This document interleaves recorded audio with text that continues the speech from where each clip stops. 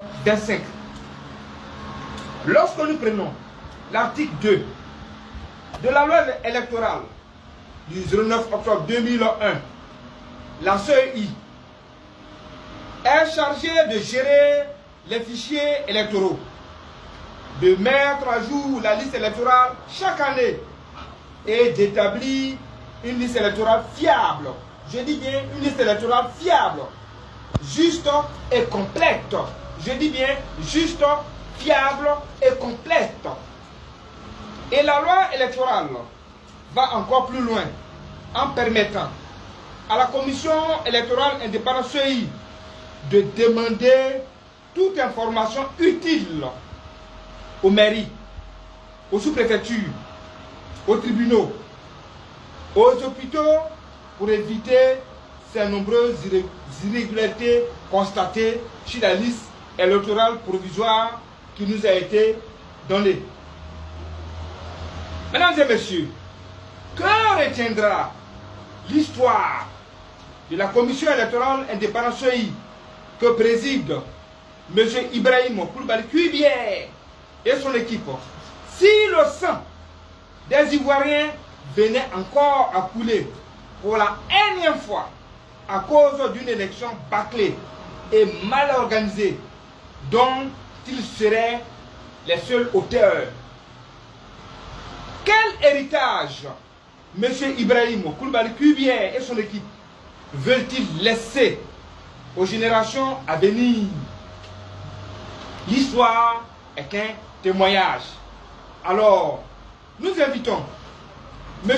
Ibrahim Koulibaly Kuibier et son équipe à être du bon côté de l'histoire, car tôt ou tard, le peuple les jugera. Aussi, qu'ils pensent à l'image qu'ils laisseront à leurs enfants et à leurs différentes familles. Nous constatons avec beaucoup d'amertume que pendant que tous les partis politiques de l'opposition ivoirienne et la société civile sont unanimes pour demander l'audit de la liste électorale provisoire pour avoir des élections transparentes et crédibles, de sorte que les résultats qui sortiront des urnes soient acceptés par tous, parallèlement, je dis bien parallèlement, nous observons malheureusement que les avocats et défenseurs de la commission électorale indépendante CEI sont les militants, je dis bien, sont les militants et cadres du parti au pouvoir, le RHDP. Alors, nos questions sont les suivantes. De quoi le parti au pouvoir, le RHDP et la CEI ont-ils si peur jusqu'à refuser la tenue effective de l'opération de révision de la liste électorale et son audit avant les élections présidentielles d'octobre 2025? Nous posons cette question à M. Kuibier et son équipe, ainsi qu'au parti au pouvoir. Toute la Côte d'Ivoire, tous les partis politiques d'opposition ivoirienne, y compris la société civile, nous sommes tous unanimes qu'il faut une révision de la liste électorale en cette année 2025 et aussi l'audit de cette liste provisoire qui nous a été présentée, qui contient plus de morts que de vivants. Nous interpellons vivement toutes les institutions étrangères, en particulier l'Union européenne, qui contribue de manière significative au financement du processus électoral en Côte d'Ivoire, à refuser de cautionner la forfaiture d'une élection présidentielle taillée sur mesure et bâclée qui pourrait déboucher sur des crises électorales avec de nombreuses pertes en vie humaine et des dégâts importants de matériel. Le deuxième point de nos conférences de presse va porter sur le dialogue inclusif. Mesdames et messieurs, aujourd'hui et plus que jamais, notre pays, la Côte d'Ivoire, est à la croisée des chemins. Il découle de toutes nos analyses et observations l'existence d'un climat sociopolitique très tendu entre le parti au pouvoir, le RHDP, et la grande majorité des partis politiques d'opposition ivoirienne. Cet état de fait n'inspire aucun lendemain meilleur quant à la tenue d'élections apaisées en octobre 2025 prochain. Aussi, observons-nous à longueur de journée des attaques gratuites, des propos remplis de haine et des injures publiques proférées par certaines personnalités du gouvernement, sans aucune forme de courtoisie à l'endroit de leurs adversaires. Je suis ivoirien. Compte tenu de ce que le président de la République a dit, c'est-à-dire que s'il y a quelqu'un qui doit demander pardon, c'est plutôt le président qui doit demander pardon au peuple. Parce que depuis Houphouët-Boigny jusqu'à aujourd'hui, 199, on a vu en Côte d'Ivoire ici qu'il y a eu des troubles, il y a eu des violences. Et il y a eu un coup d'État. Ça vient du président de la République d'aujourd'hui, qui est Alassane Dramane Ouattara. Donc s'il y a quelqu'un qui doit demander pardon, c'est plutôt au président de demander pardon aux Ivoiriens. Puisque maintenant il est au pouvoir, il doit demander pardon pour tout ce qu'il a fait jusqu'à ce qu'il arrive au pouvoir. C'est plutôt lui qui doit, pas au FPI. Je vous remercie. Il n'y a plus l'argent au pays. Et puis vraiment, on n'arrive même pas. Ivoirien, matin, midi, soir. Pour moi, matin, midi, soir, c'est difficile. On tombe malade inutilement pour aller à l'hôpital. On nous dit que les soins sont gratuits, mais on n'arrive à rien. Rien n'est gratuit. Tout est difficile. Tout est difficile. Vraiment, on a qu'à essayer de demander pardon. Si on veut vraiment la paix, on a qu'à libérer les prisonniers. On va librement nos occupations. Sinon, vraiment, on ne voit jamais. On peut dire oui, on a laissé, mais on ne voit jamais dans le cœur de tout un chacun. Et si on a qu'à vraiment penser à ça. Mais ce que je voulais dire aussi, que le FPI a entièrement raison. Parce que la crise a eu de part et d'autre des dégâts. On ne peut pas, comment dirais-je, même gérer le pays pendant qu'il y a des rocats qui sont en prison. Donc moi, je suis entièrement d'accord avec le FPI. Il faut que le président Alassane Ouattara demande pardon au FPI et qu'une loi d'amnistie, comme ce que le président Gbagbo a fait autant. Si le président Gbagbo voulait gérer aussi le pays avec, comment dirais-je même là, ce que le président Ouattara fait aujourd'hui, on ne serait pas là. Donc il faut amnistier de part et d'autre les trucs et de s'asseoir sur une même table pour discuter. C'est là que la Côte d'Ivoire va retrouver la paix et l'économie va reprendre. Je vous remercie. Et je pense que c'est jamais mauvais de demander pardon. Avec tout ce qui s'est passé dans le pays, si le président Ouattara demande pardon aux Ivoiriens, ce qui s'est passé, c'est normal parce que le président, c'est le père de la nation. Alors, donc c'est lui qui doit nous unir. Donc si qu'il demande pardon, les Ivoiriens acceptent le pardon. Le FPI fait partie de la Côte d'Ivoire, c'est un parti politique.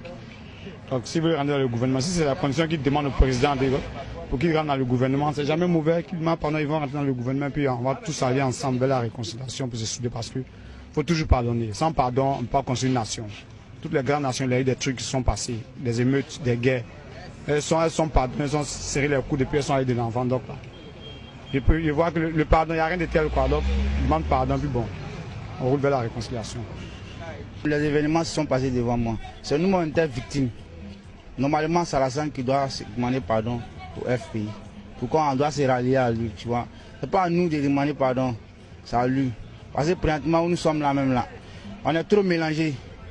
Tout le pays est devenu difficile, tout est dur. Tu vois ici là où nous sommes, là, on vend ici, mais hier ils sont venus nous enlever si on a arrêté de vendre ici. On n'a pas d'activité, si ce n'est pas ce qu'on fait là.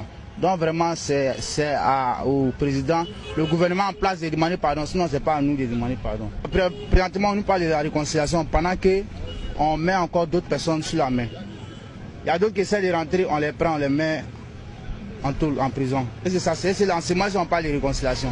Ça c'est pas une réconciliation. Bon, on te dit de venir, tu viens, on t'attrape, on te met en prison. Ouais, réconciliation. Donc eux-mêmes, on essaie de voir sur le côté là-bas, c'est là-bas il y a un problème. Sinon nous on a tout laissé. Bon, moi, mon avis, c'est que vraiment le gouvernement en place qui essaie au moins d'aller un peu doucement avec la population. Parce que c'est vrai, ça s'est passé, mais nous tous sommes Ivoiriens. Nous sommes les fils du pays et que le président de la République qu'il fasse un effort pour mieux réconcilier les Ivoiriens. Mieux réconcilier dans quel thème, de laisser les fils du pays rentrer. Et ensemble, on fait main à main pour avancer, pour que la Côte d'Ivoire soit encore plus nouvelle.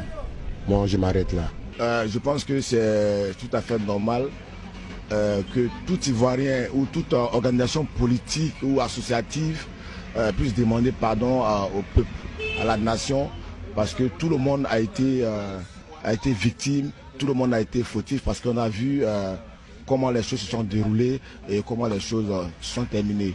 Donc je pense que tout le monde a tiré sur la corde, et finalement la corde s'est cassée, et tout le monde doit demander pardon au peuple.